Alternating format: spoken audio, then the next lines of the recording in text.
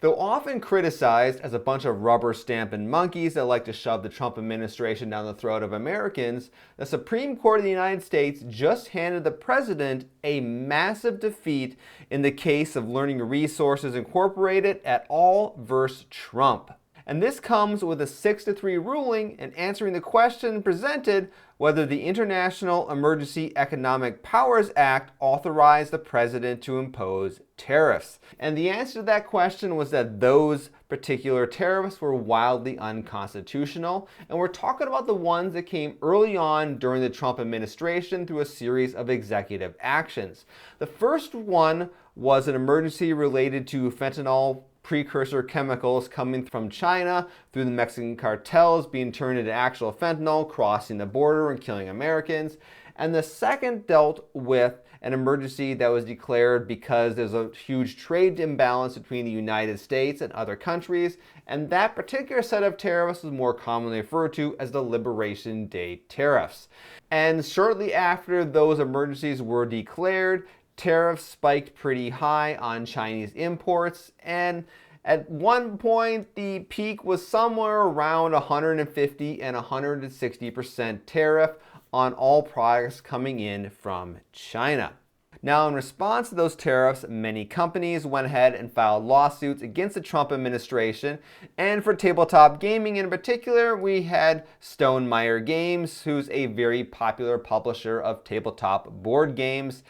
And them, along with a number of other game and toy manufacturers, went through the Pacific Legal Foundation to file one of those lawsuits. Now, there's a whole bunch of these lawsuits going through the court system, and what the Supreme Court basically did was say, we're going to look at this one case right here, which was the Learning Resources Incorporated et al. Versus Trump, rule on this case, and that ruling is then going to go ahead and apply to all these other lawsuits that were going on at the time. So now that this particular lawsuit has been ruled in favor of the plaintiffs, other ones like the one with Stegmaier Games will, if it hasn't already been resolved in their favor, it will be resolved in their favor in the not too distant future. So let's take a look at a few key points from this 170-page ruling. No, I'm not going to sit here and read the whole thing. And the main part of the Supreme Court's argument refers to Article 1, Section 8 of the Constitution that reads, "The Congress shall have the power to lay and collect taxes, duties, imposts, and excises." And we've talked about that particular part of the Constitution in previous videos. And essentially, Congress did not delegate that functionality to the president.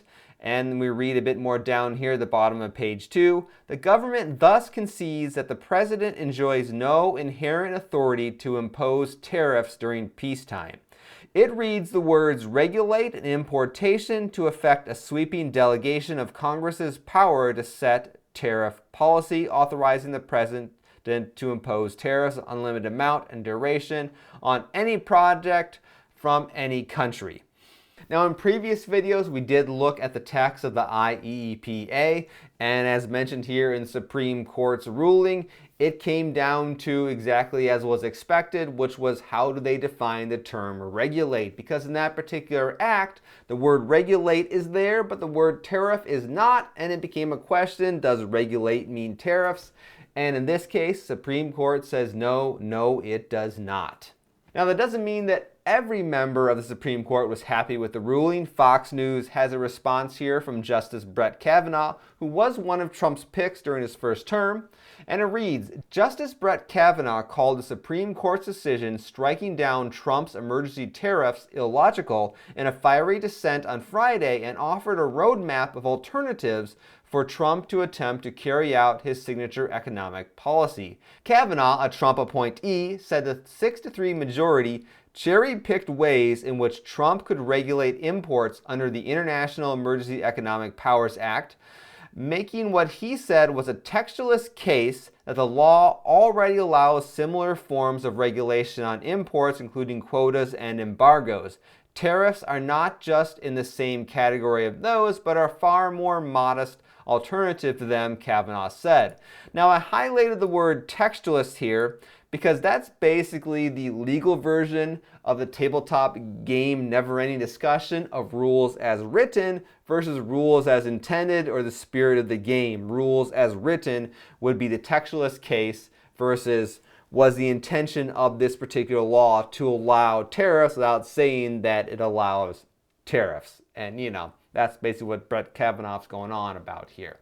So what now? Most of the recent Chinese tariffs are off the table, but this did not eliminate all tariffs that the Trump administration had put on, because there are different laws that the president can use to apply tariffs. Though it has really nothing to do with tabletop gaming, I just want to point out as an example, when Trump restored Section 232 tariffs, he was talking about tariffs on steel and aluminum, and those were not ruled unconstitutional by the Supreme Court because they use a different system of laws. And we've already seen a response from the president as to what he's going to do next, and that was to go ahead and issue a temporary import duty to address fundamental international payment problems.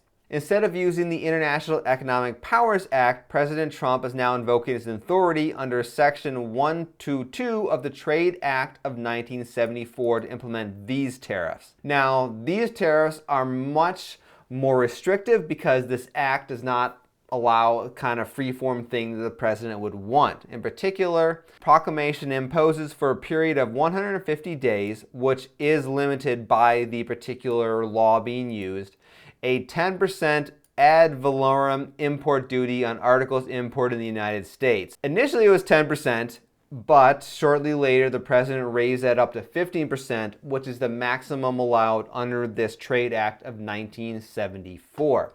Of course, with this act, we see this idea of addressing a fundamental international payment problem, which that's there because if we look at Section 122 of the Trade Act of 1970, we see this thing here about whenever fundamental international payment problems require special import measures to restrict imports, blah, blah, blah, details, details, details. So you can go ahead and read the president's press release there if you want to know what exactly the fundamental international payment problem he is trying to resolve is. But you'll see in this particular act that 150 days and the 15%. And in particular, if the president wants these to last more than 150 days, Congress is going to have to step in to extend them. Now, on the topic of Congress, they could go ahead and codify these now unconstitutional tariffs because, well, it's their job to actually go ahead and do something like that.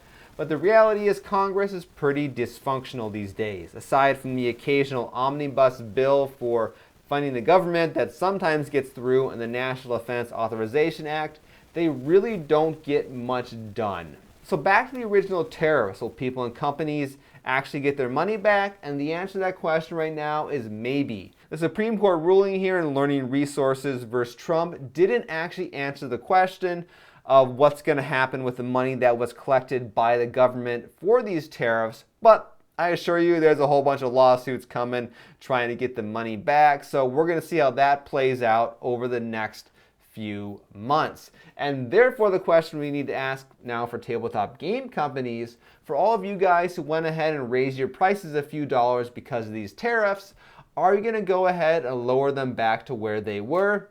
Well, you've got 6 months before I check into that. And for all of us who are fans of tabletop games, well, there was plenty of articles written by these companies explaining why they're raising the prices, so we know who all these tabletop game companies are. As for CMON, who blamed their financial problems on the tariff situation, is everything now solved for them?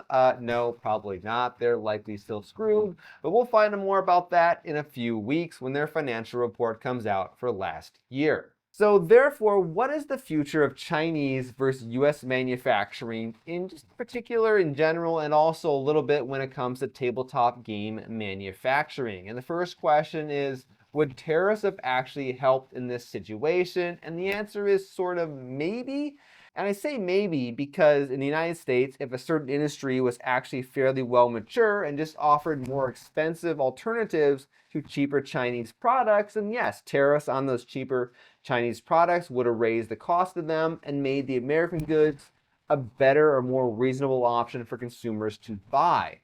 Now, for the case of tabletop game stuff, a lot of that industry doesn't really exist at all right now in the United States. It used to years ago. I've talked about that, how many games were made in this country. Well, they're not anymore. So simply slapping tariffs on those board game companies didn't cause things to come back really fast, because there is a problem where when these tariffs were implemented because of an executive action, well, flash forward a few years and a new presidential administration comes in, they could very easily go through, strike these executive actions out, and now those tariffs are gone, products prices fall, and any investment made into US manufacturing, well, it potentially could have just been wasted, because now the US made products, while they made sense under executive action tariffs, they price-wise, they no longer make sense. And there are other problems for US-based manufacturing. For example, lack of skill sets that just no longer exist in this country.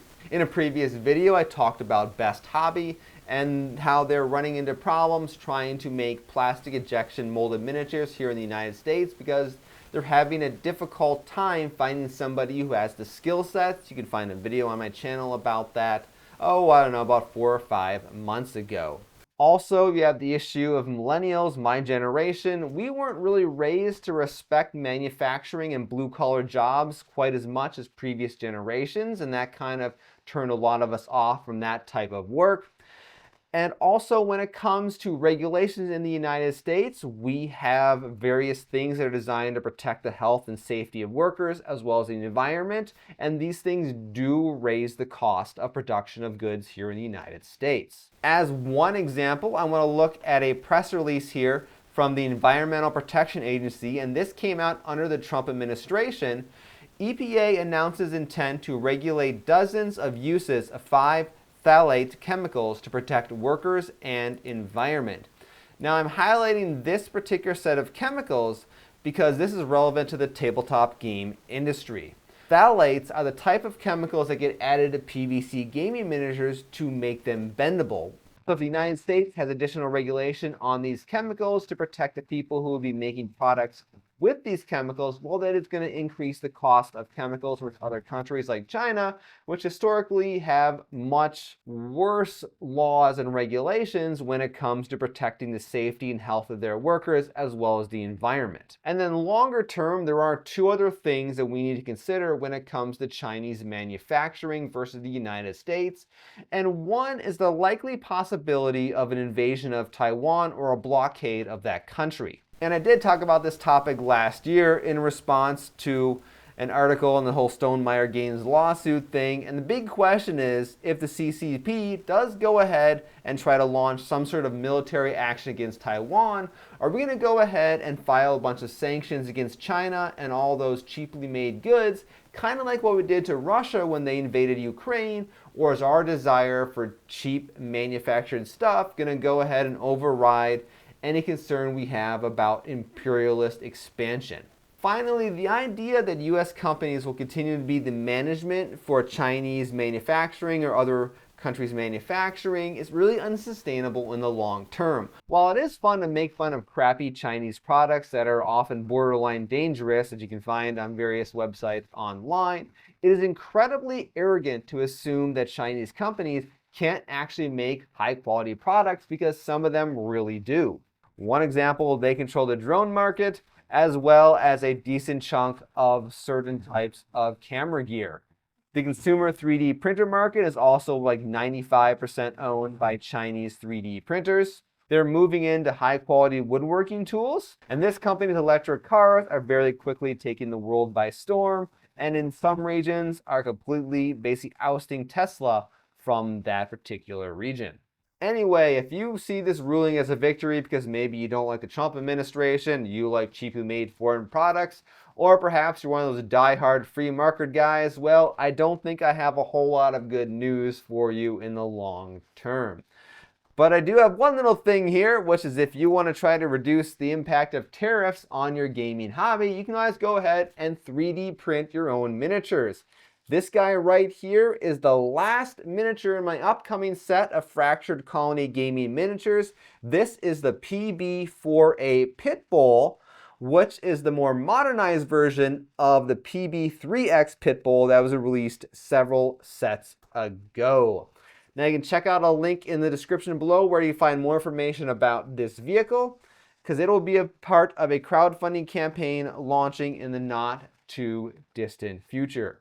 So with that, thank you guys all for watching. I'm Jason, the creator of the Tabletop Battlefield, and I'll see you guys all next time.